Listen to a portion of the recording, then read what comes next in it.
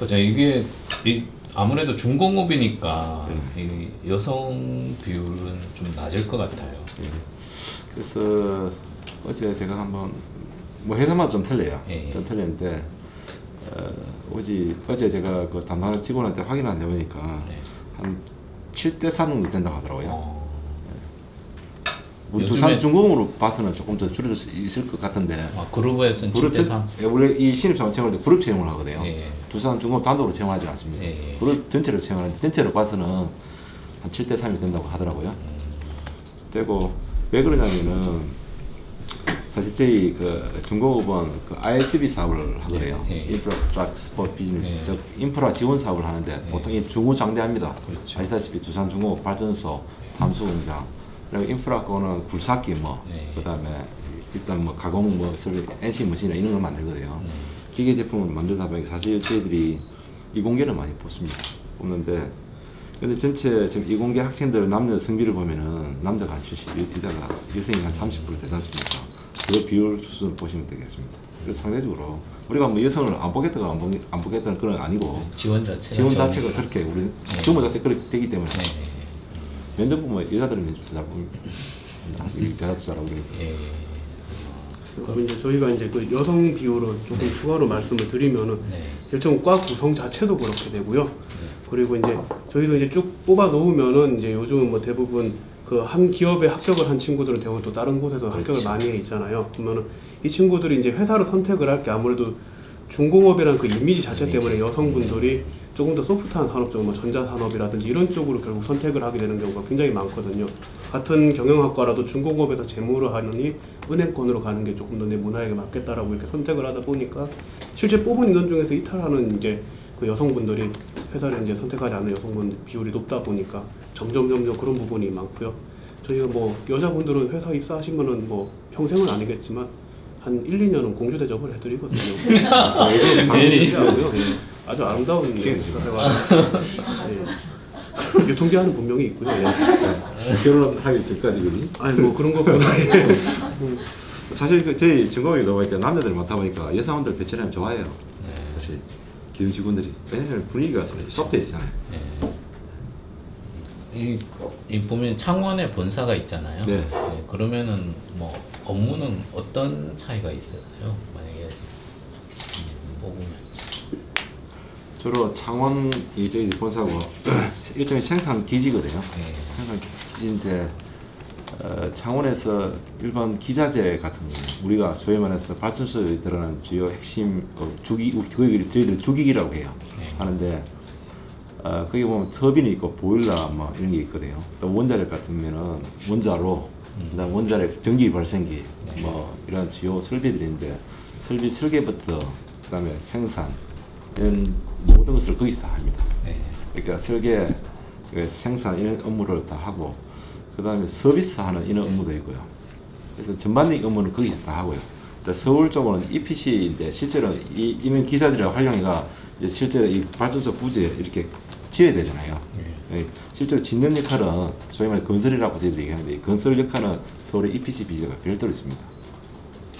그래서 제작은 EPC가 뭐죠? EPC가 E가 엔지니어링, P가 프로큐어먼트, C가 컨스트럭션 약자거든요. 그러니까 소위 말해서 엔지니어링 구매, 그다음 건설까지 일괄적으로 한다는 뜻이거든요. 소위 말해서 이 키를 딱 돌리면은 발전소가 시동될 수 있도록 소위 말해서 그걸 턴키라고 얘기하잖아요.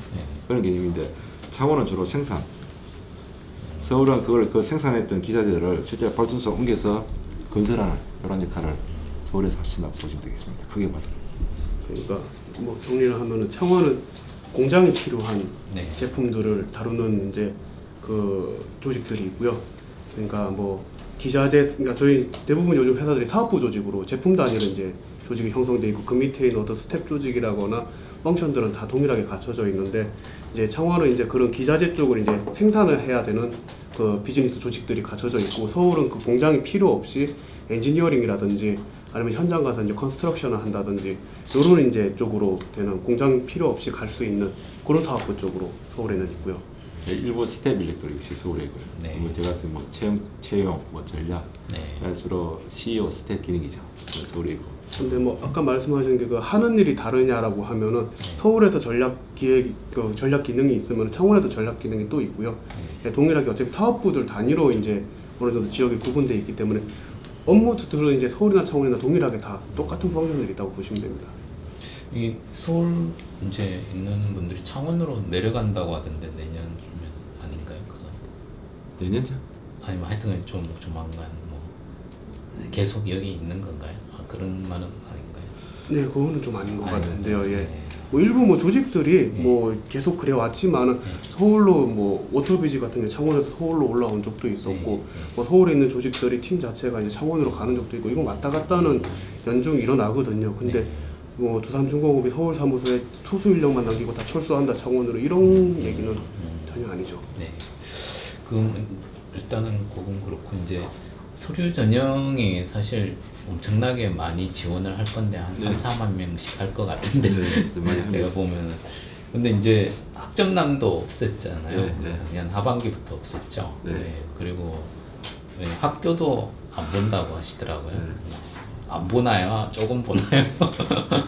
뭐 안 본다고 보시는 게 맞을 것 같고요. 저희는 그 어떤 이제 그 아까 이제 그룹 채용이라고 말씀하셨잖아요. 그 채용 자체가 뭐 다른 회사들도 비슷하겠지만 스코어 자체로 나오고 그 스코어에 대한 신뢰성을 회사 자체가 굉장히 인정을 하고 있거든요. 그래서 뭐 점수 기준으로 이거를 이제 나가지, 그러니까 저희가 인재상을 가지고 설계한 셀렉션 툴이 내놓는 점수 기준으로 가지. 그 외 스펙들은 뭐 가점, 감점 이런 것도 없이 그냥 지원 자격 요구만 충족하면 다 동일한 기준으로 그냥 가버립니다. 저희들이 그 서류 전형을 하는 팩터가 두 가지를 가지고 하거든요. 첫 번째가 저희들이 그 자기 소개서를 자술서라고 얘기하잖아요. 자술서에 그 세 가지 에세이를 쓰도록 돼 있어요. 여기 지원 동기라든지 본인의 성격 장단점, 그리고 작년에는 두 가지만 했는데 올해는 하나 더 늘었어요. 지금까지 생활해 오면서 가장 어려웠던 경험을 어떻게 경험 그런 사례를 어떻게 슬기롭게 해결했느냐 뭐 이런 부분이에요. 근데 그거 한 가지 하고 그다음 저희 두산만에 있는 그 DBS라는 게 있어요. 왜냐면 사람마다 이 라이프 스타일이 다 틀리잖아요. 사고나 행동 방식이 다 틀리잖아요. 그런 것을 우리 두산 인재상하고 피트 되는지 확인하기 위해서 에세이 쓰고 나면 온라인에서 인터넷에 딱 떠요. 문제가 130문제인데 시험을 쳐야 됩니다. 45번 치거든요. 그러니까 저희들이 인재상을 여러 형태로 만들어서 녹아서 이렇게 문제를 만들었어요. 그래서 이 두 가지를 보고 저희들이 서류 전형을 합니다, 사실. 그래요. 근데 사실 3-4만 명 정도 자기소개서 다 읽는다는 게 조금 그렇죠. 그러니까 DBS 점수가 좀 전에 말씀하신 시험이잖아요. 근데 그 시험이라는 게 뭐 이런 문제를 푸는 시험이 아니고 뭐 본인의 어떤 취향이나 선호도나 이런 걸 뭐라고 차가 뭐 외관이 좋니, 스포트 유틸리티가 좋니 이런 문제들이 나오는 거거든요. 그걸 쭉 풀고 나면 저희 쪽에 이렇게 점수가 착 나오거든요. 그럼 사실상 그거와 이제 거기서 이제 일정 부분 이제 미트 된다고 보는 사람들에 대한 입사 지원서의 그 서류 점수라든지 이런 부분들을 가지고 이제 판단이 되는 거죠. 옛날에는 아예 뭐 전체를 다 봤는데 지금은 킥으로 봐요. 옛날에 치밀하게 봐서 TF팀을 이렇게 가동을 해서 평가를 했어요. 한 이틀 동안. 한 2-3일 동안 1인당 그 눈이 시뻘게 때까지 그걸 봐야 됩니다. 그래서 뭐 DBS 도입돼 있으니까 DBS 점수가 어느 일정 수준 되고 그러면은 이제 다 봅니다. 근데 DBS 그거는 어떤 점수화하기는 좀 그렇지 않나요? 그게 어떤 그 개인의 취향이고 그런데. 근데 거기 안에 아까 말씀드린 인재상을 기준으로 설계를 했기 때문에 본인들도 모르게 이제 문제를 풀게 되면서 그 성향이라든지 아니면은 그 가치관 같은 것들이 답으로 이제 선택을 하게 되거든요. 뭐 가령 예를 들어서 좀 진지한 질문에는 뭐 이제 어려운 일이 닥쳤을 때 뭐 이제 어떤 식으로 그걸 해결하냐, 뭐 나 혼자 한다, 뭐 친구의 도움을 받는다, 누가 도움 받는다, 뭐 이런 식으로 딱 있으면 사실 그런 거는 이제 회사가 평가할 수 있는 문항도 되는 거거든요. 이제 그런 식의 문항들이 여기저기 녹아 들어가 있기 때문에 충분히 스코어링이 되더라고요. 사실 그게 우리 각 조직마다 그 우리 보통 한 100명 있으면 정말 일 잘하는 친구들 한 20명 있잖아요. 어느 조직마다 8대2 룰이잖아요. 소위 말해서 기업에서 핵심 인재라고 얘기하기도 하는데 그런 친구들, 일 잘하는 친구들 행동 패턴이 딱 있어요. 사실 어떻게 일하는 패턴이 있잖아요. 그 패턴이 우리 인재상 6개 가지고 온라인 거의 된 거예요. 그걸 보고 이 스코링 이렇게 매기거든요. 그래서 정답은 없지만 해답은 있습니다. 저희가 그래서 그걸 가지고 저희들 평가를 합니다. 그래서 물론 사람마다 특징이 다 틀리겠죠. 그렇다고 그게 점수가 낮다고 해서 나쁜 사람 배드맨 그런 뜻은 아니거든요. 단지 right people이냐. 우리가 사람을 뽑는 게 우리가 베스트 피플을 뽑고 사는 게 그게 아니거든요. 그러면은 뭐 학교나 학점이 다 봐야 되겠죠. 그런 게 아니라 우리 두산중공업이 두산그룹이 생각하고 있는 인재상에 맞는 사람이냐, right people을 지금 뽑으라는 게 우리 목적이에요. 그렇기 때문에 그런 걸 갖다 댄 겁니다. 그럼 그때 두산에 인재상이랑 관련이 없는 거예요? 있죠. 인재상하고 그리고 패턴 이런 거랑 같이 이거를 합쳐서 그렇죠. 보시는 거예요? 그러니까 저희 인재상을 6개 만들 때 이 인재상을 누가 만드냐면 저희 회장님이 만드시는데 이 인재상을 만들 때 여러 가지 인풋 요인들이 있어요. 그분들이 사고, 생각, 그리고 직원들이 일 잘하는 사람 행동 특성들이 있는 게 그 안에 같이 다 녹아 들어가는 거예요. 6개가. 그러니까 본다면은 조금 앞당겨서 그러니까 프로세스를 프리 프로세스 좀 본다면은 그런 친구 생각도 이 인재상에 들어가 있거든요. 들어가 있고 6개 안에 회장님들이 이 생각, 우리 기업을 경영하는 이런 분들의 마인드가 이 안에 들어 있거든요. 그래서 이 6개를 가지고 130문항을 만든 겁니다. 절대적 기준을 만드신 거죠.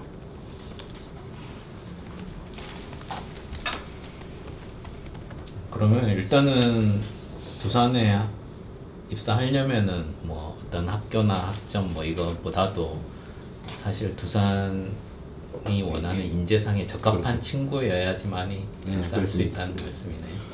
단계로 저희들이 그 사람을 보는 눈이 사실 그렇습니다. 뭐 학생들이 저희들한테 뭐 이렇게 소위 말하는 스펙 이렇게 묻잖아요, 그죠? 네네.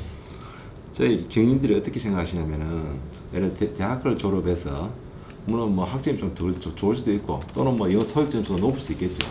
차이가 소위 말하는 조적주의다 이게 별 차이가 없어요. 졸업하는 시점에 이렇게 불리는 거 아니거든요. 요 정도 차이는 있을 수 있어요. 예를 들어서. 그러나 우리는 사람을 1, 2년 보고 뽑는 게 아니잖아요. 10년, 20년, 30년 내다보고 뽑는데 과연 10년 후에도 이렇게 가느냐? 안 그렇습니다.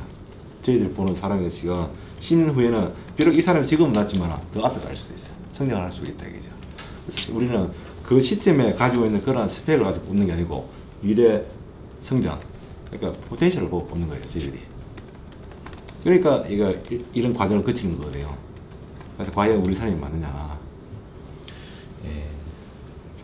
참 학생들 보니까 한편으로 안쓰러워요. 예전에 저희들은 그래도 지원하기 좀 수월했거든요.